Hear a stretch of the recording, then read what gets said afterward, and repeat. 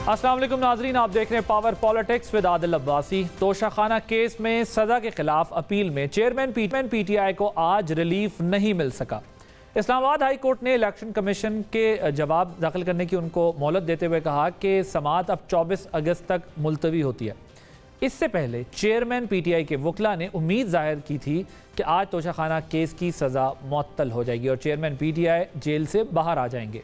लेकिन याद रहे कि 3 दिन पहले साइफर केस में शाह महमूद कुरैशी के साथ इमरान खान की गिरफ्तारी भी डाल दी गई थी, इसलिए अगर आज उन्हें रिलीफ मिल भी जाता तो जेल से बाहर आना मुमकिन नहीं था।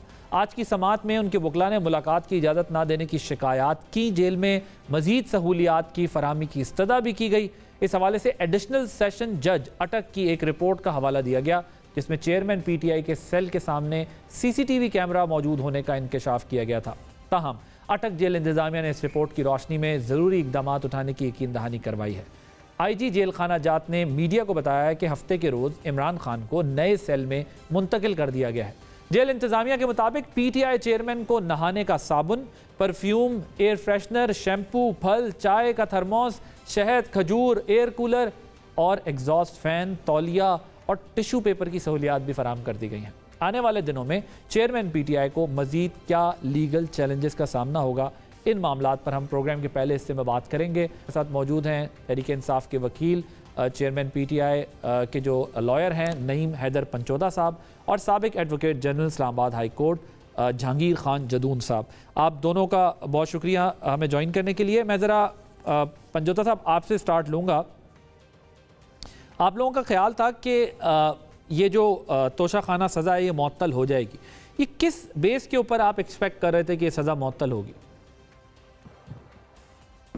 देखिए, गुजारी ये है कि सबसे पहले तो मैं आपको ले जाऊं कि इलेक्शन कमीशन का जो फैसला था उसको हमने बेसिकली इस्लामाबाद हाई कोर्ट के अंदर चैलेंज किया हुआ था, जिसमें कंप्लेंट और डीसीड किया गया था मियाँ वाली सीट से, लेकिन उसके ऊपर समाअत ही नहीं फिक्स हो सकती और हमने बारहा इस्तदा की कि हमारा केस फिक्स किया जाए। फिर हमने वापसी की दरख्वास्त की कि इस केस को हमें वापस लेने दिया जाए, वो भी हमारी एक्सेप्ट नहीं और वो स्टिल पेंडिंग है। उसके बाद ये सारी कंप्लेंट जो है ट्रायल शुरू होता है। अब कंप्लेंट के अंदर ढेर सारी चीज़ें हैं जो कि इतनी ज़्यादा हैं, इतने ज़्यादा लोगों ने हैं कि ये केस चल ही नहीं सकता था। फॉर एग्जांपल हम ये कह रहे थे कि पहले दिन कि ये केस मेंटेनेबल नहीं है, ठीक है जी। हम ये कह रहे थे जी कि टाइम पार्ट है, यानी कि 120 दिन के अंदर होना था। हम ये कह रहे थे कि अनऑथराइज पर्सन के जरिए आया हुआ है। जुरिसडिक्शन का मामला उठा रहे थे कि ये डायरेक्टली एडिशनल सेशन जज साहब के पास नहीं आ सकता। तो ये तो चीज़ें थी उस वक्त जब हम ये कर रहे थे, जब रिमांड किया गया और बार बार रिमांड किया गया, जो कि अब कल भी सुप्रीम कोर्ट के अंदर फिक्स है। बेसिकली हम ये सदा कर रहे थे कि मेंटेनेबिलिटी के ऊपर जो क्वेश्चन हमारा था कि जज हुमायूं दिलावर साहब हैं, इनके ऊपर हमारा अदम एतमाद है और हम नहीं चाह रहे कि ये हमारे केस की समाअत करें। तो बार बार उसी अदालत को रेफर कर देना है केस और उसी पॉइंट के ऊपर जो 2 दफ़ा पहले फैसला दे चुकी है और तीसरी दफ़ा फिर जो है वो फैसला उसी अदालत में भेजा गया। ये तमाम चीजें तो आप बहुत पहले से अदालत के सामने रख रहे थे और उसके बावजूद भी आपको कोई रिलीफ नहीं मिल रहा था। आज आपको क्या उम्मीद पैदा हो गई थी कि ये रिलीफ मिलेगा और सजा मुअत्तल हो जाएगी? देखें, जो ये 3 साल सजा है ना, ये शॉर्ट सेंटेंस है। 3 साल की सजा जिस मुकदमे में भी होती है तो वो आप जाते हैं कोर्ट से रजू करते हैं तो आपको बेल इजीली जो है उसके अंदर मिल जाती है। फॉर एग्जांपल जैसे कि बेलेबल ऑफेंस कंसीडर किए जाते हैं, 2 साल 3 साल 4 साल जो सजा वाले हैं वो बेलेबल ऑफेंस कंसीडर किए जाते हैं, क्योंकि ये शॉर्ट सेंटेंस ही और सिंपल इम्प्रिजमेंट के अंदर आप देख लें कि किस तरह से उनके साथ ट्रीट किया जा रहा है। उनको कैद बामुशक्कत नहीं सजा हुई, सिंपल जो है इम्प्रिजमेंट हुई है और उसके अंदर आपने देखा कि वहां पर सीसीटीवी कैमरे, उससे पहले मैं सारी चीजें बता चुका हूँ। लेकिन जो ही ये केस फिक्स होगा जुमरात को, जो कि आज जो है उसके ऊपर समाअत हो जाएगी। मैं इसकी डिटेल पे मज़ीद जाने से पहले जरा जदून साहब के पास जाना चाहूँगा। जदून साहब, हमने देखा था कि शरीफ फैमिली को माजी में इस किस्म का रिलीफ लेने के लिए जो इंटरिम रिलीफ होता है वो 1-1 साल लग जाता था। आपके ख्याल में पीटीआई की जो एक्सपेक्टेशंस हैं ये इसकी बेस क्या है, ये क्यों समझते हैं? क्योंकि वो तो अपने एक रीज़न बता रहे हैं, लेकिन मेरिट पर आपकी क्या राय है, क्या होना चाहिए इस मामले? देखें, इनकी एक्सपेक्टेशन सिर्फ ये है कि क्योंकि सज़ा जो है वो 3 साल है, और क्रिमिनल जो है केसेस में नॉर्मली ये भी कोई लॉ नहीं है, जजमेंट है बात सुप्रीम कोर्ट की कि अगर शॉर्ट सेंटेंस है और उसमें अगर देखते हैं कि कितनी जो सेंटेंस है वो ये गुजार चुके हैं। अभी तो मेरे ख्याल में इनके 12-15 दिन हुए हैं जेल के अंदर। तो अब ये जज साहबान पे डिपेंड करता है, इसको केस को मेरिट पे देखें कि मेरिट पे बनती है। अब क्योंकि इनकी अपील तो भी मेरिट पे सुनी जाएगी, हो सकता है वो कहें जी हमें इंटरम रिलीफ देने के बजाय हम पूरी अपील सुनते हैं, तो अपील के अंदर फैसला कर देंगे कि ये सज़ा ठीक हुई है या गलत हुई है। वो इंटरम तब होता है ना कि आपकी अपील अगर डिले हो रही है तो आपको लग रहा है कि जो अगले 6 महीने में अपील आपकी नहीं सुनी जाएगी, तो फिर आप जो है उसमें कोई इंटरम रिलीफ मांगते हैं। आल्दो इन्होंने इसमें मांगा हुआ है, लेकिन मुझे तो लगता है इनकी टोटल अपील ही इनका ज़्यादा फोकस ये है कि सारी अपील सुनी जाए और केस को रीओपन करके आर्गूमेंट के। आप दोनों वकील मौजूद हैं, तो हो सकता है जज साहब ये कह रहे हैं जी कि आप मेन अपील पे आर्गूमेंट करें, आपके जो आर्गूमेंट दोनों साइड्स पे, तो हो सकता है वो मेन अपील पे ही फैसला कर दें। अब मुझे नहीं पता कि क्या फैसला करेंगे। अब जो भी फैसला करेंगे फिर वो उस फैसले के मुताबिक इनका आगे सुप्रीम कोर्ट जाने का ऑप्शन मौजूद है। लेकिन अगर ये मिसाल के तौर पर इनकी ख्वाहिश के मुताबिक आपके ख्याल में ये इंटरम रिलीफ और अपील दोनों चाह रहे हैं कि इनको एक साथ ही मिले? नहीं, वो सुन सकते हैं। अब इसमें केस के अंदर है ही कुछ नहीं है ना। अब वो तो एक बहुत बड़ी देखे ना, एक मर्डर अपील होती है या उसके अंदर कोई मर्डर रेफरेंस है या बहुत बड़ा कोई केस होता है। जिस तरह अब मियाँ साहब का केस था, उसके अंदर इतनी वॉल्यूम थी, कोई 10-20 हज़ार सफ़ात के वॉल्यूम थे, पता नहीं 7-8, तो उसमें वो कहते हैं सारी एविडेंस को एग्जामिन करता है। ये केस असल में समरी ट्रायल था, ये बहुत छोटा सा केस है, इसमें कोई ज़्यादा लंबा चौड़ा केस नहीं है। 2 घंटे में मेरे ख्याल में या 1.5 घंटे में आर्गूमेंट दोनों साइड से मुकम्मल हो सकते हैं, एविडेंस को भी देख सकते हैं, क्योंकि इसमें एक तरफ की एविडेंस तो रिकॉर्ड ही नहीं हुई, उनकी सिर्फ प्रोसिक्यूशन की एविडेंस है। तो इनका मेन फोकस ये है कि जी हमारी एविडेंस रिकॉर्ड नहीं हुई, क्योंकि केस पेंडिंग था हाई कोर्ट के अंदर, और हाई कोर्ट ने उसके इनके जो डिफेंस के जो आने थे विटनेस, उनको भी उनको कहा था जी आप मौका दें, उन्होंने कहा जी 1 दिन दें, तो वो वाली एप्लीकेशन भी हाई कोर्ट ने कहा था जी अगले हफ्ते सुनेंगे। तो उसके बावजूद एक फैसला हो गया, तो प्रीमा फेशी ये समझ रहे हैं कि हमारे केस में ज़्यादा जान हो सकता है, हमारा केस जो है वो मेरिट पे बन जाए। तो लेट्स सी, अब हाई कोर्ट पे हम कोई ऐसी प्रोडिक्शन तो नहीं कर सकते, लेकिन हाई कोर्ट देखें इसको किस तरह एग्जामिन करती है कि जी इस केस के मेरिट क्या बनते हैं। और मेरे ख्याल में ये बहुत शॉर्ट केस है, अगर मेन पे अपील पे भी सुने थे 1 घंटे में। लेकिन इनका जो असल मकसद है कि सेंटेंस जो है वो ख़त्म हो, खान साहब बाहर आ जाएं, वो मुझे नहीं लग रहा कि वो खान साहब, मैंने पहले शुरू से जब उन्होंने अपील की थी उस दिन शायद ये भी नईम साहब भी बैठे हुए थे या मैंने कहा अब उनके लिए निकलना मुश्किल लग रहा है, क्योंकि आप देखें जो मुख्तलिफ केसेस खुल गए हैं, बेल जो है वो अरेस्ट जो प्री अरेस्ट बेल की वो कैंसिल हो चुकी हैं, तो ये अगर बाहर भी आएंगे तो फिर अरेस्ट हो जाएंगे, ये कह रहे हैं कि इस केस में भी आपको लगता है कि ना बाहर तो आप वहाँ उधर अंदर भी अरेस्ट डाल सकते हैं, बाहर आना की अलग बात है। लेकिन जो अभी उनको केसेस बन के, मुझे नहीं लगता कि अगले कोई जल्दी इनको 1-2 साल में इनको ऐसा कोई रिलीफ के वो बाहर आ जाएंगे। आप 2 साल तक खान साहब को जेल की काल कोठरी में देखें? नहीं, अब जो केसेस बने हुए हैं वो एज ए मतलब कैदी तो इसी केस में है, बाकी केसों में तो फैसले होने हैं, लेकिन एक जो जमानत और फिर ये बेलें अप्लाई करेंगे मुख्तलिफ केसों में, तो डिपेंड करता है कि इस केस में इनको बेल मिलती है, किसी में नीचे वाली ट्रायल कोर्ट में मिलती है, हाई कोर्ट में मिलती है या सुप्रीम कोर्ट में मिलती है। पंजोदा साहब, अभी बड़ा लंबा सफर है, वो कह रहे हैं आपको एक में रिलीफ मिलेगा, दूसरे में अंदर, दूसरे में मिलेगा, तीसरे में अंदर, बस जमानतें ही कराते फिरेंगे, और वो कह रहे हैं 2 साल 3 साल तक मुझे नहीं लगता कि आपको कोई 2 साल तक कोई रिलीफ मिलने वाला है, यानी वो खान साहब बाहर आएंगे। देखें, इसके अंदर आपने देखना ये है कि वो जो बात कर रहे हैं जदूल साहब के बेल्स खारिज हुई हैं, बिल्कुल बेल्स खारिज हुई हैं। वो बेल्स थी क्या? वो थी ये कि 109 का रोल है, जितने यहाँ पर एहतजाज किए गए, जहाँ पे रैलियाँ निकाली गई, उसमें फॉर एग्जांपल तोड़ फोड़ का मुकदमा किसी जगह के ऊपर दर्ज हुआ है, तो उसमें रोल डाला गया है कि खान साहब की माँ के ऊपर ये तोड़ फोड़ हुई है, ये जलाओ गिरा हुआ है। तो उस हवाले से वाजिया जो है ऑर्डर फरक फरीद बलोच साहब का आ चुका है, और उसके साथ साथ मुख्तलिफ बिल जो पहले कन्फर्म हो चुकी हैं, जिनमें वाज़ेह तौर पर ये कहा गया ऑर्डर के अंदर कि कोई ऐसी एविडेंस जो है रिकॉर्ड के ऊपर नहीं आई, कोई ऐसे शवाहिद नहीं मिले जो साबित करें कि इन्होंने कोई पैगाम भेजा हो कि इसको जलाओ गिराओ करो, इसको तोड़ो, इसको आग लगाओ, इसको रोको। तो जब वो फैसले आ चुके हैं, तो उसके मुताबिक जब बेल्स जो है कंफर्म हो चुकी हैं, तो जिन बेल्स कैंसिल हुई हैं वो खारिज हुई हैं इस बुनियाद के ऊपर कि खान साहब पेश नहीं हुए। उसको हम बिल्कुल चैलेंज कर रहे हैं। पहले हमने एक पटिशन फाइल की थी सुप्रीम कोर्ट के अंदर, जिसमें मुख्तलिफ एतराज़ात लगाए गए।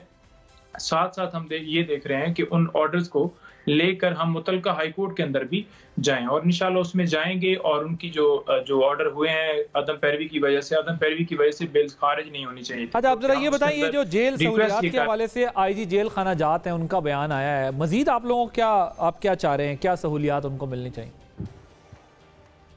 बिल्कुल, मैं उसको वाइंड अप कर देता हूं। तो वो जो मुकदमे हैं उनके अंदर तमाम के अंदर जमातें कंफर्म हो जाएंगी। और दूसरा ये जो मुकदमा, ये जो आप जेल के हवाले से कह रहे हैं, बिल्कुल 11 तारीख का नोटिफिकेशन है गवर्नमेंट का, लेकिन 15 तारीख को जैसा विजिट करते हैं और वाजिया वो कहते हैं कि सहूलियात नहीं है। यानी कि अगर नोटिफिकेशन 11 का हो गया है कि इनको बेटर फैसिलिटीज दी जाए, तो फिर उनको बेहतर सहूलतें देनी चाहिए थी कानून के मुताबिक, आइन के मुताबिक जो कहता है, जो जेल रूल्स कहते हैं। लेकिन 15 तक उनकी रिपोर्ट के मुताबिक भी उस टाइम तक भी नहीं दी, हालांकि ऑर्डर हुआ है। तो उसके बाद आप क्या एक्सपेक्ट कर सकते हैं कि कोई बैठ के अगर किसी इदारे का अफसर वो कहता है कि लास्ट मुलाकात कब हुई है हमें तसल्ली तब होगी। आज बीबी साहिबा की मुलाकात हुई, मेरी तो पहली मुलाकात थी, आज उनकी हुई है। वो हम उनसे तफसीलात लेंगे और पता चलेगा कि उनको किस तरह से वहां पर रखा गया। लेकिन वो इन चीजों के ऊपर नहीं है। जैसे देखें ना, कैमरा लगाना, ये तो अखलाकी तौर पर कहाँ पर, किस कानून के तहत वो कैमरा लगा के किसी की प्राइवेसी को इनखलाक करता है, तो उसके ऊपर आप वॉच कर रहे हैं या बनाता है। उनको इन चीजों से फर्क नहीं पड़ता कि उनको सहूलियात वहां पर दी जाए। उनका वाज़िया मैसेज था, मैं बार बार कह रहा हूँ, पॉलिटिकली लोग कहते हैं जी कि आप सियासी बयान ना दें या आप इस तरह से आगे स्टेटमेंट ना दें। वाज़िया वो कह रहे थे कि मुझे डी क्लास में रख दें, मुझे फर्क नहीं पड़ता, हमेशा कुर्बानी देनी पड़ती है जमहूरियत के लिए, आइन की बालादस्ती के लिए, कौम के लिए, और मैं हर तरह की तकलीफ बर्दाश्त करने के लिए तैयार हूं। मुझे जिस क्लास में रख लें, मैं अपने मौक़िफ़ पे कायम। बाकी जो कानून है उसके मुताबिक लेकिन जो देखिए, ये तो उनकी पॉलिटिकल स्टेटमेंट है ना, पब्लिक पोस्चरिंग होती है, आपको अपनी ऑडियंस को, अपने फॉलोअर्स को एक माहौल देना होता है। मैं जरा गुजारिश कर लूँ, जरा गुजारिश तो सुन लें हुजूर। मैं ये अर्ज़ कर रहा हूँ कि ये तो पॉलिटिकल पोस्चरिंग होती है, तमाम सियासी जमातों के सरबराहान कह रहे होते हैं जी हमें जेल में बड़ा जुल्म हुआ हम पे, और जो कि माजी भी हमारा होता रहा है ये सारा कुछ। लेकिन जब आप दरख्वास्त देते हैं तो वो तो उसको प्रैक्टिकली डिक्लाइन कर सकते हैं। वो कहेंगे नहीं, मैं नहीं रहना चाहता इस सहूलत में, मैं इसी तरह जो है वो रहूँगा जैसे इन्होंने मुझे रखा हुआ है, और ये मेरी दरख्वास्त जो है वो ना दी जाए। आपने खुद ही कह दिया कि सियासी तौर पर बयान दिए जाते हैं। चले, उन्होंने सियासी बयान दिया, आप उसको देख लें कि जैसा आपकी रिपोर्ट क्या कह रही है। वो कह रही है जी कि इनको जेल रूल्स के मुताबिक ट्रीट नहीं किया जा रहा, और उन्होंने वाज़ेह हदायत दी सुप्रिटेंडेंट साहब को कि वकला को भी मिलने की इजाजत दी जाए। किस कानून के तहत आप वकला को मिलने की इजाजत? बिल्कुल ठीक है, उनके वकला को मिलने की इजाजत भी मिलनी चाहिए, उनके वकला को भी मिलने की इजाजत मिलनी चाहिए, और वो जो क्लास डिजर्व करते हैं उनको वो क्लास भी मिलनी चाहिए। मेरा ओपिनियन ये है। लेकिन मैं तो आपके सामने एक पॉलिटिकल ओपिनियन, मैं आपके सामने एक पॉलिटिकल सिनेरियो रख रहा हूँ जो हमारे मुल्क में बनता है अमूमन, लेकिन उसूलन यही बात। लेकिन अब सवाल ये कि क्या आप इस बात से अग्री करते हैं कि जब वो खुद प्राइम मिनिस्टर थे और माजी में जो सियासतदान जेल में थे वो कहते थे मैं उनका एसी निकाल दूंगा, मैं उनका जो है पंखे बंद कर दूंगा, टीवी बंद कर दूंगा, तो क्या वो कोई लॉजिकल बात थी, वो रीजनेबल बात थी जब वो कहते थे कि इनकी मैं सहूलतें छीन लूंगा? देखें, जो स्टेटमेंट खान साहब ने इस हवाले से दी कि मैं इनकी सहूलतें छीन लूंगा, वो तो उसका जवाब वो उन्हें खुद बेहतर वो दे भी सकते हैं। मैं आपसे उसूली बात पूछ रहा हूं, उसूल क्या कहता है, उसूलन दुरुस्त बात है या गलत बात है? आपने ये देखना है कि क्या उन्हें फैसिलिटीज मिली थी या नहीं थी। स्टेटमेंट को भी छोड़ देना, क्या उनको नहीं, ये नहीं पॉसिबल ना सर। ये देखे ना, सहूलत अगर किसी को एक क्लास डिजर्व करता है तो वही मिलनी चाहिए ना कानूनी तौर पर। बिल्कुल नहीं, ये कह दें वो गलत कह रहे थे ना, इसमें क्या दो राय हो सकती है, कह दें। इस पे बात करेंगे आफ्टर दिस ब्रेक।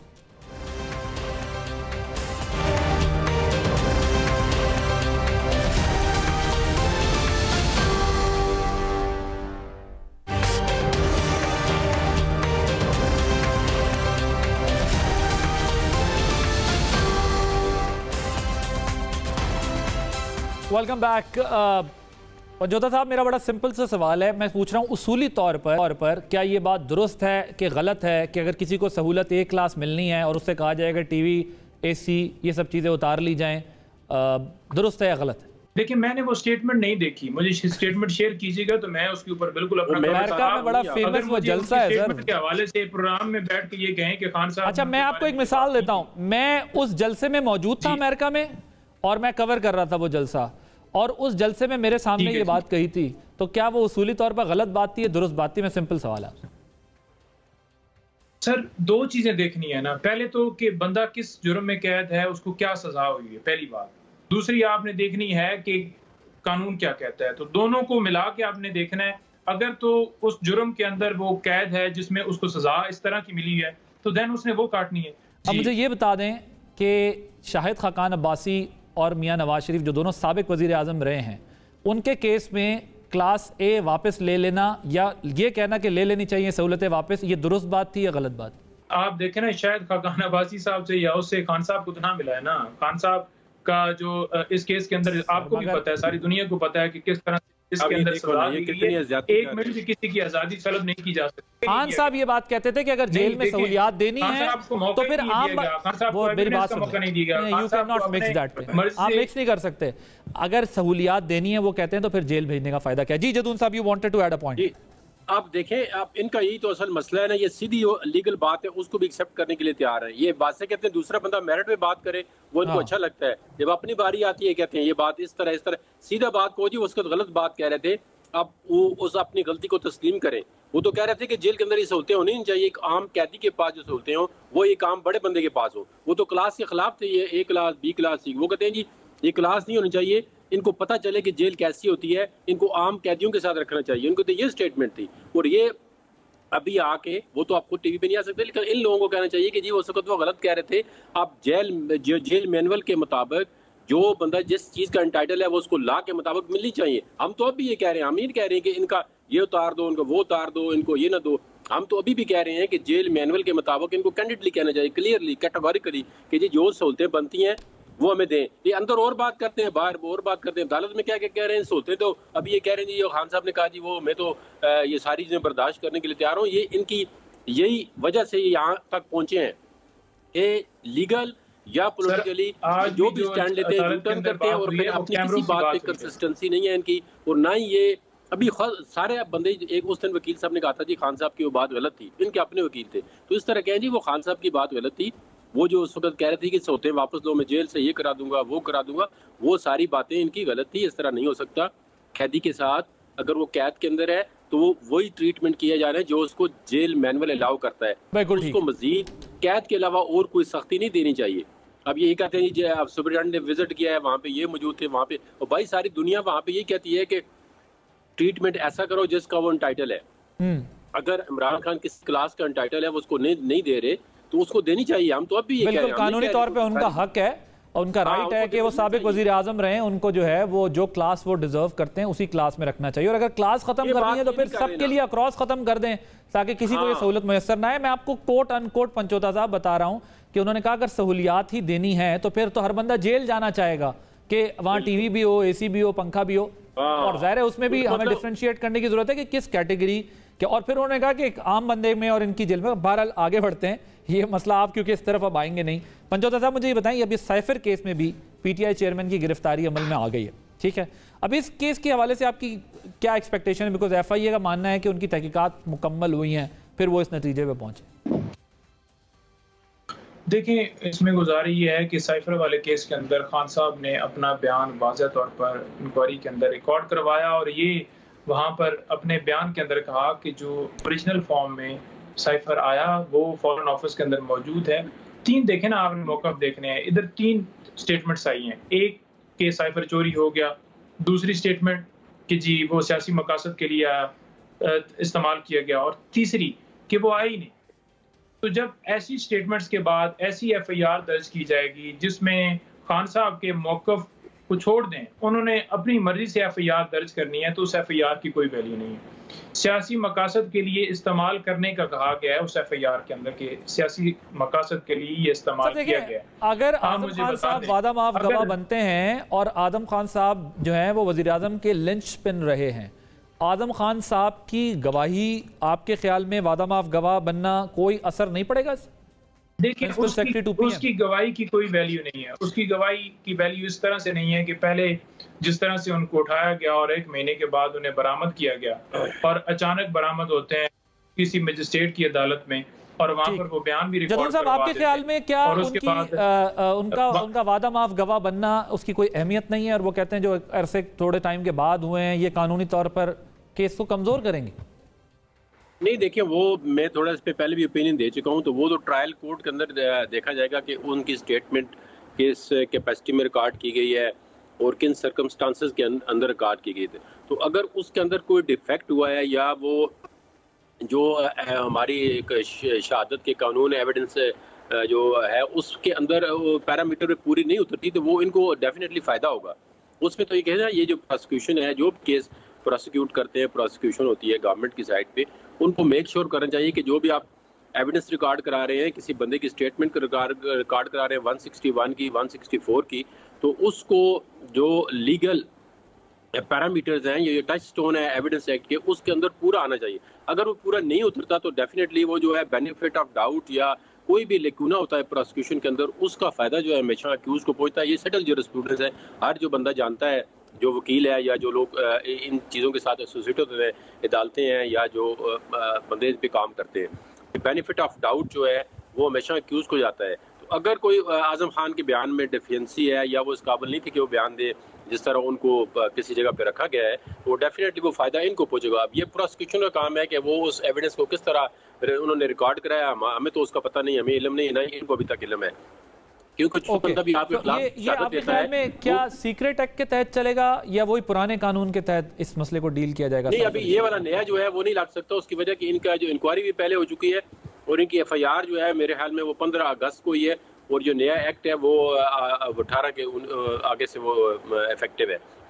तो इस जो अभी नया कानून बना है इसके मुताबिक मेरे ख्याल में इनकी कार्रवाई नहीं को, पहले जो कानून है उसके अंदर भी मतलब है कम से कम 2 और 14 साल उसके अंदर सजा है।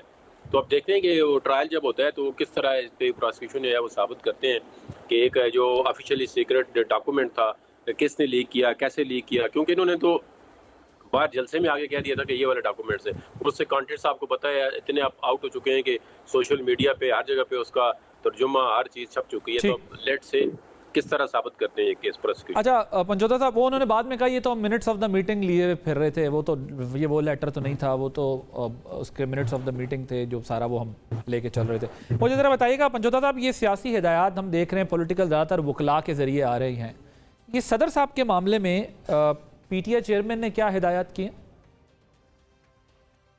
सर इस हवाले से तो मुझे कोई नहीं पता कि उन्होंने कोई हदायत की है अभी तक, क्योंकि आज हम इधर तोशाखाना केस के अंदर मसरूफ़ थे और बीबी साहबा की मुलाकात हुई।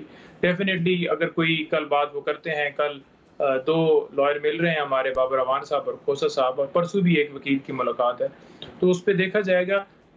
हदायत आप देख लें कि पाकिस्तान तहरीक इंसाफ ने उसके अंदर बिल्कुल चैलेंज करने की तरफ वो उन्होंने डिसीजन दिया है कोर कमेटी ने कि इसको चैलेंज किया जाएगा, क्योंकि जब सदर साहब अपने ट्वीट के जरिए तरदीद कर चुके हैं तो उस बिल की जो वैल्यू है वो नहीं रहती। उनका बयान वाज़ेह आ गया कि मेरी इसके अंदर तौसीक नहीं है, और दूसरे मरले में डीम एसेंट जो है वो होती है, पहले मरले के अंदर नहीं है, और ये वाज़ेह कानून है और इसको चैलेंज बिल्कुल जो है वो करना है, और इसके अंदर बिल्कुल तरीके इंसाफ का मौक़िफ़ है कि ये चैलेंज किया जाएगा। प्रेसिडेंट साहब का कोई राब्ता हुआ है चेयरमैन PTI हवाले से आगाही जो है वो खान साहब जी चेयरमैन PTI और प्रेसिडेंट का कोई राब्ता हुआ है आपस में? चेयरमैन PTI जी, चेयरमैन PTI और प्रेसिडेंट ऑफ पाकिस्तान का आपस में एक दूसरे से डायरेक्ट या इनडायरेक्ट राब्ता हुआ है? नहीं, वहाँ पर एक्सेस ही नहीं है, फ़ोन की उन तक एक्सेस ही, उनके पास तो जेल जिस जगह पे वो कैद हैं उस सेल के करीब किसी को जाने नहीं दिया जाता, तो एक्सेस कैसे हो सकेगी कि वो उनसे रब्ता करें। और प्रेसिडेंट साहब कर सकते हैं, जाकर मिल सकते हैं, लेकिन वो अब उनकी अपनी है राय कि वो किस टाइम जाएंगे या किस तरह से या जाना इस वक्त इस टाइम। तो ये जो खान साहब ने, ये जो आज खोसा साहब ने कहा है कि खान साहब ने मुझे कहा है कि मुझे मिलने आए और वो कल मिलने भी जा रहे हैं, वो पैगाम कैसे आया? जी बिल्कुल, हमारी मुलाकात हुई थी और खान साहब ने बिल्कुल सबका, जब मैं गया था और मैंने जाकर उनको लिस्ट दी थी कि ये लॉयर्स हैं, आप मजीद बताएं कि इसमें किसको ऐड करना है, तो उन्होंने खोसा साहब का कहा था कि बिल्कुल उन्हें कहिए कि आएँ, और बाकी लॉयर्स का भी उन्होंने इसी तरह से कहा था कि बिल्कुल सारे मिलने आए। उन्होंने पूछा था कि अब तक क्यों नहीं आए, तो हमने कहा कि हमें इजाज़त नहीं मिल रही। वो चाह रहे थे मिलना क्योंकि मुख्तलिफ केसेज हैं, तो मुख्तलिफ केसेज में मुख्तलिफ वकील हैं। सलमान अकरम राजा साहब का भी उन्होंने कहा, सलमान सफदर साहब का कहा, जदून साहब मुझे ये बताइएगा, ये जो प्रिंसिपल, ये जो सदर मुमलिकत ने अपने प्रिंसिपल सेक्रेटरी को तब्दील करने का खत लिखा है, ये इंटरिम गवर्नमेंट कर सकती है ये काम? उनकी इजाजत के बगैर निगरान हुकूमत के लिए करना ऐसा पॉसिबल होगा इलेक्शन कमीशन की? नहीं, वो इलेक्शन कमीशन को विदड्रॉ तो कर सकती है सर्विस। अब देखें अब इंटरिम गवर्नमेंट करती है नहीं करती, क्योंकि उन्होंने कहा है हमें इसकी मुझे सर्विस जो है वो नो मोर रिक्वायर्ड है। तो अब देखते हैं उस पर अमल होता है या नहीं करता। अगर करना चाहे तो जाहिर है वो तो गवर्नमेंट कर सकती है, उसके बाद without election commission permission.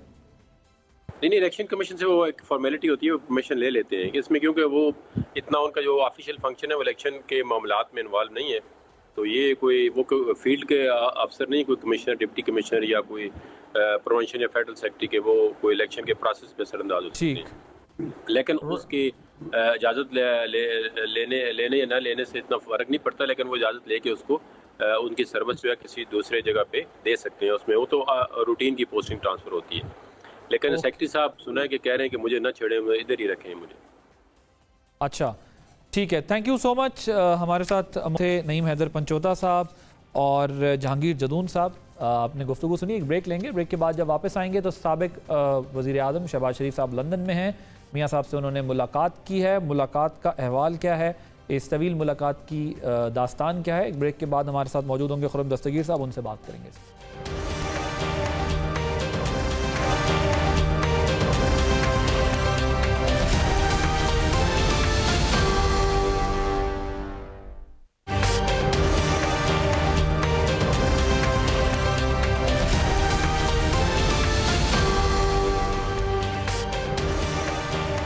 Welcome back. साबिक वज़ीर आज़म शहबाज शरीफ लंदन में हैं, जहां गुज़िश्ता रोज़ मियाँ नवाज शरीफ से उनकी तवील मुलाकात हुई। इसमें मियाँ नवाज शरीफ की वतन वापसी और आइंदा की सियासी टाइमलाइन पर बात हुई है। साबिक वज़ीर आज़म ने सदर मुमलिकत के बयान पर शफाफ तहकीकात का मुतालबा किया है। मैं समझता हूँ कि इसका एक शफाफ इंक्वायरी हो, पता चल जाएगा कि कौन गलत। लेकिन सदर साहब ने इतने दिन इंतजार क्यों किया? जो संडे को उन्होंने ये ट्वीट की तो समरी उनके पास क्यों नहीं आई, जिस पे उन्होंने कहा था कि ये वापस कर दें? मैं समझता हूँ कि ये मामला कोई इतना आसान नहीं है, सदर साहब को उसका जवाब देना पड़ेगा। नून लीग के सरबराह के सदर के बयान पर तहकीकात का मुतालबा तो कर दिया है, लेकिन उनकी पार्टी इससे पहले ही सदर के इस्तीफे का मुतालबा कर रही है। दूसरी तरफ नवाज शरीफ की वापसी और इलेक्शन के इनेकाद पर भी पार्टी की जानिब से कोई हतमी मौक़िफ़ सामने नहीं आया। अगरचे पार्टी रहनुमा सितंबर में पार्टी कायद की वापसी की तवक्को कर रहे हैं, लेकिन इस हवाले से गुज़िश्ता 16 माह में दी जाने वाली कोई भी डेडलाइन दुरुस्त साबित नहीं हुई है। क्या नून लीग वेट एंड सी की पॉलिसी पर अमल पैरा है और सियासी कानूनी मामलात पर मजीद क्लैरिटी चाहती है? क्योंकि इलेक्शन मुहिम में मियाँ नवाज शरीफ की बरियत और फिजिकल मौजूदगी पर ही पार्टी की इंतखाबी कारकर्दगी का इन्हिसार है। इस पर बात करने के लिए हमारे साथ मौजूद हैं साबिक वफाकी सीनियर रहनुमा हैं पाकिस्तान मुस्लिम लीग नवाज के खुर्रम दस्तगीर साहब। Sir, thank you very much for joining us. मुझे ये बताइएगा कि शहबाज साहब क्या रिपोर्ट लेकर गए हैं लंदन और क्या ग्रीन सिग्नल मिल चुका है मियाँ साहब की वापसी का? जी, वो रिपोर्ट तो अल्हम्दुलिल्लाह ये लेके गए हैं कि जो एक बहुत ही गहरा मालियाती बहरान था, फाइनेंशियल क्राइसिस था, वो अब अगरचे दूर नहीं हुआ, लेकिन उसमें हम करीब आ गए हैं उसको हल करने की तरफ। अभी आज ही स्टेट बैंक ने हमने नंबर्स रिलीज किए हैं कि जुलाई में जो इनफ्लोज थे डॉलर्स के हमारे दोस्त ममालिक की तरफ से भी और IMF की किस्त भी जारी होने से, वो 5.1 अरब डॉलर थे, जो कि पिछले जुलाई के मुकाबले में कोई 2700% ज्यादा है। वो पिछले साल सिर्फ 18.6 करोड़ के इनफ्लोज थे। तो ये वो जो वहाँ हमें फाइनेंशियल फ्रंट के ऊपर कुछ स्टेबिलिटी है अल्हम्दुलिल्लाह, और जिसका फिर असर जो है वो आने वाले दिनों में डेफिनेटली मुल्क की मईशत पर भी होगा। अगर जो चैलेंजेस बेशुमार हैं, एक्सपोर्ट्स का चैलेंज है, अभी ये जड़ामाला का बड़ा सीरियस इंसिडेंट हुआ है चर्चेस को जलाने का, उसका भी पाकिस्तान के बैन अवी जो इमेज है उस पर असर होता है। लेकिन वो रिपोर्ट यही है कि अब हमें आगे बढ़ना है और मियां नवाज शरीफ को जो जमीन पर हालात हैं वो जो चैलेंजेस हैं उनसे भी आगाह कर रहे हैं, जो बेहतरी आई है उससे भी आगाह कर रहे हैं। ऐसा क्या तब्दील हुआ है कि आपका वापसी का रिस्क भी जीरो हो गया है और 16 माह अपनी हुकूमत में वो नहीं आ सके लेकिन इंटरिम गवर्नमेंट में आने को तैयार हैं? ऐसा क्या हुआ? जी, मेनली तो मैं इस पे जो उनकी सोच है वो तो मैं जाहिर है बेहतर वही बता सकते हैं कि उनके ज़हन में क्या है। लेकिन जो उसमें फैक्ट ऑन द ग्राउंड यही है कि जो एक आला अदलिया में एक खास जमात की तरफ खास झुकाव था, जब तक वो झुकाव मौजूद है बेंचेस बनाने में, पंजाब की हुकूमत उल्टाने में, हमारे जो कायदीन हैं उनको ऊपर कंटेम्प्ट ऑफ कोर्ट लगाकर उनको नाअहल करने में और दूसरी जमात को बड़े नरम हाथों से डील करने में बेशुमार उसमें फैसले हैं, तो वो उसमें कुछ हमें एक जो तब्दीली का अमल है वो इस बात को इनकरेज करेगा कि शायद अब मियां नवाज शरीफ को इंसाफ मिलने की जो तवक्को है वो पहले से ज्यादा तवाना है। अच्छा, आपकी जमात में भी हमने देखा है कि कुछ मिक्स सिग्नल्स आए हैं ना, आप की राय मुख्तलिफ है, राना साहब की अलग है, ख्वाजा आसिफ साहब की अलग है। उन लोगों का ये ख्याल है बेशक ज़ीरो रिस्क हो चुका है, लेकिन हम जिस तरह आपने कहा उनको भी अदालतों के ऊपर तहफ़्फ़ुज़ात का वो इजहार करते रहे, लेकिन वो फौरी इलेक्शन की बात नहीं करते थे, वो सब फरवरी की बात करते थे, और आप जो हैं वो कह रहे थे कि 3 महीने के अंदर इलेक्शन हो जाने चाहिए। तो अब ज़रा मुझे ये बताइएगा कि अब क्या हो रहा है, क्योंकि अब तो फरवरी तक जा रहा है मामला, इलेक्शन कमीशन ने भी 4 महीने का बता दिया है, तो आपकी पार्टी के अंदर भी इस पर कन्फ्यूजन थी, और जब तक ज़ाहिर मियाँ साहब यहाँ नहीं आएंगे उस वक्त तक ज़ाहिर आपकी पार्टी भी उस तरह रीगेन नहीं कर सकेगी जो उनका पॉलिटिकल कैपिटल डिप्लीट हुआ है इन 16 मंथ्स में। तो क्यों ये कन्फ्यूजन थी और क्या है? बेसिकली आप लोग माइंड मेकअप कर चुके हैं, 6 महीने बाद ही 4-5 महीने बाद इलेक्शन है? नहीं, देखिए, माइंड मेकअप हमने तो नहीं करना, माइंड मेकअप तो इलेक्शन कमीशन ने करना है, और वो भी इसके ऊपर आपको मालूम है उनके सामने ऑप्शंस हैं, तैयारी है कि अगर किसी इमरजेंसी की सूरत में या किसी भी एक सिचुएशन की नतीजे में उन्हें अगर 90 दिन में कराने पड़ते हैं तो उसके लिए भी तैयार है। देखिए, आइन में 2 शिक्के हैं और दोनों पाकिस्तानियों के जो बुनियादी जमहूरी हकूक है उससे मुतल्लिक हैं। एक तो 224 है, वो कहते हैं जी 90 दिन, लेकिन हर पाकिस्तानी को सही तरीके से गिना जाना और उस गिने जाने जिसको मरदमशुमारी कहते हैं, और उसकी बुनियाद पर फिर मुख्तलिफ सूबों में और मुख्तलिफ जिलों में जो नशिस्तों की तकसीम है वो भी एक बुनियादी हक है हर पाकिस्तानी शहरी का कि उसे दुरुस्त तरीके से गिन कर उसकी गिनती के मुताबिक उसको वो कौमी असम्बली के नशिस्तें या सूबाई असम्बली के नशिस्तें दी जाएं। तो ये दोनों चीजें सामने हैं, और अब जबकि इलेक्शन कवानीन में पार्लियामान ने जो तरमीम किया उसके बाद ये मुकम्मल इख्तियार जो है वो इलेक्शन कमीशन के हाथ में है कि वो किस तरह आगे जाना चाहते हैं, और उन्होंने अपनी टाइमलाइन दे दी है कि उन्हें दिसंबर तक वक्त चाहिए ये तमाम हल्काबंदियां मुकम्मल करने के लिए। तो अब तवक्को यही है कि इंशाल्लाह फरवरी में इंतखाबात हो। और अगर 48(5) के तहत सदर इलेक्शन अनाउंस कर दें तो क्या वो आपको कबूल होगा? जी, सदर हम जाएंगे वहां, सुप्रीम कोर्ट में जाएंगे और ये बात कहेंगे। इसलिए मैंने कहा कि ये इतना कट एंड ड्राइड केस नहीं है 224 का, कि जहां आइन ये भी कहता है कि नई मरदमशुमारी पर इंतखाबात होंगे, और नई मरदमशुमारी का तो असल, जिसना मैंने कहा, असल इशू तो ये है कि हर पाकिस्तानी को उसके घर में गिना जाना है, उसके बच्चों को गिना जाना है, उसकी बुनियाद पर नशिस्तों की तकसीम होनी है। तो ये जो नशिस्तों की तकसीम है इसने जाकर फिर जो है वो जो इंतखाबात के नताइज हैं नहीं होने वाली है, तो डीलिमिटेशन होनी है, सिर्फ डीलिमिटेशन होनी है, सीट्स तो इंक्रीज नहीं होनी है। और दूसरी चीज ये है कि नंबर पे तो ऑलरेडी भी कॉम्प्रोमाइज हो रहा है, कराची वाले भी कह रहे हैं हमारा नंबर पूरा नहीं है, और जगहों से भी कंप्लेंट्स आई हैं, लेकिन अब तो मसला ये है कि सिर्फ डीलिमिटेशन। देखिए ना, हमें मैं आपको अपनी मिसाल दे देता हूँ कि मेरा जो जिला है गुजरांवाला, जो बहुत एक मजबूत मुस्लिम लीग नून का वोटिंग करने वाला जिला है, उसकी पिछली मरदमशुमारी में नशिस्त एक घट गई थी जो जब कैलकुलेशन हुई थी, तो हम 7 से 6 नशिस्तों पर चले गए। तो गुजरांवाला में अगर स्ट्रॉन्ग चूंकि जिला है नून लीग के हवाले से, तो अगर एक नशिस्त एक्स्ट्रा होती तो हमें एक नशिस्त और कौमी असम्बली में हासिल होनी थी। इस तरह हर जिले में इस फैसले की बुनियाद पर तब्दीलियां हुई थी, अब दोबारा होनी है कि क्या नशिस्तें होंगी।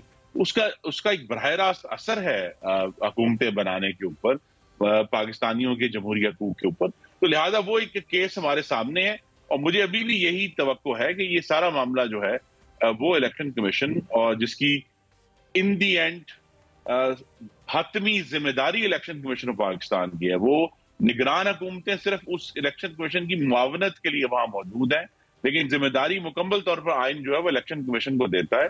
और इलेक्शन कमीशन ने भी 4 मंथ्स के लिए चाहिए, आगे फिर उसके बाद जाहिर है 2 महीने का टाइम और होगा, 54 डेज का और टाइम होगा। अब पॉइंट ये है कि अगर इस मामले में गए तो फिर तो बहुत सारी कंप्लेंट्स आएंगी, फिर तो लिटिगेशन में जाएंगे लोग, ये तो और फिर खिंचता दिखाई दे रहा है मसला।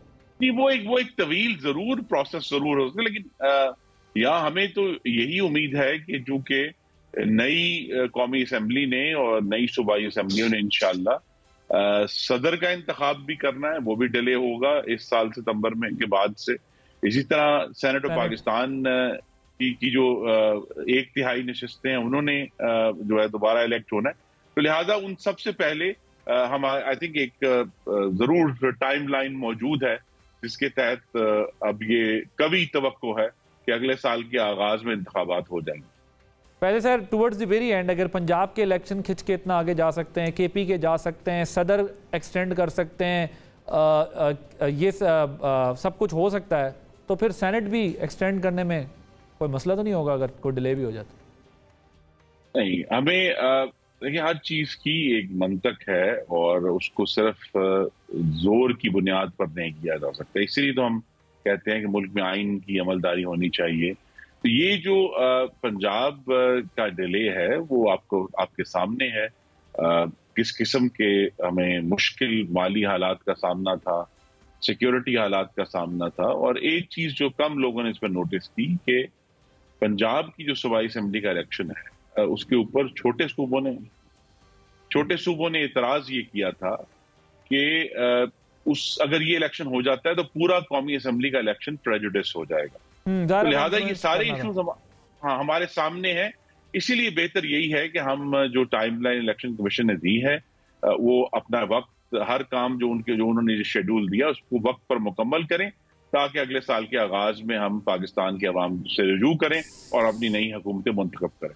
सर, सदर मुमलिकत के स्टेटमेंट पे जो ट्वीट किए उन्होंने, ज़रा इस पर आ जाते हैं। और दूसरा साथ ही उन्होंने अपने सेक्रेटरी को तब्दील करने का जो ख़त लिखा है उस पर अमल दरामद होना चाहिए, और जो मामलात इस वक्त पहुँचे हैं ऐवान सदर के ज़रिए पूरे मुल्क में। जी, सदर मुमलिकत ने मुझे इस पे कोई अब अमर माने नहीं है कि उन्होंने आइन से रूगर्दानी की है और वो फरेब दही के मुंतकिब हुए हैं।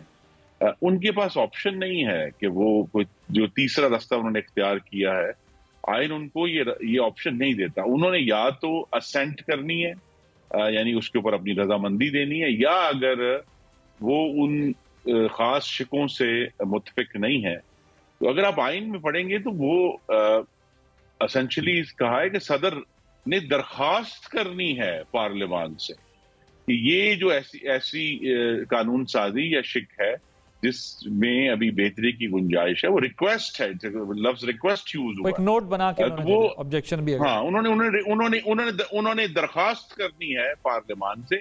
वो हुक्म जारी नहीं कर सकते पार्लियामान को कि ये काम करो, उन्होंने दरखास्त करनी है कि इसको दोबारा देखा जाए।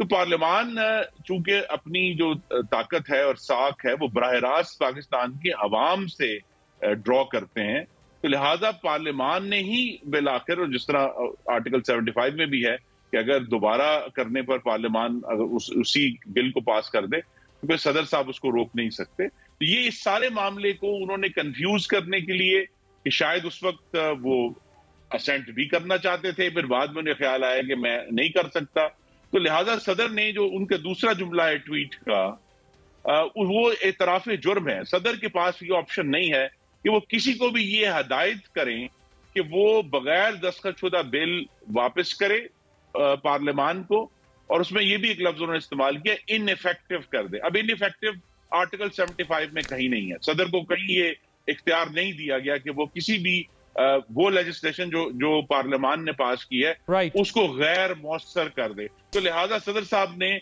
जिस तरह पहले भी उनका रिकॉर्ड इसमें मामले में बहुत खराब है, उन्होंने नेशनल फाइनेंस कमीशन को आज खुद तब्दील करने की कोशिश की, इलेक्शन कमीशन के मेंबरान को खुद लगाने की कोशिश की, काजी फाजी साहब के खिलाफ रेफरेंस भेजा, बेशुमार ऐसे मामला जो सदर साहब ने आइन पर अमल दरामद नहीं किया।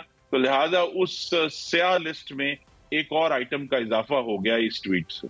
Thank you so much Khurram Dastgir साहब, फॉर्मर फेडरल में सीनियर रहनुमा मुस्लिम लीग नवाज के बात करते। आपने गुफ्तगू सुनी। आदिल अब्बासी को इजाज़त दीजिए। अल्लाह हाफ़िज़।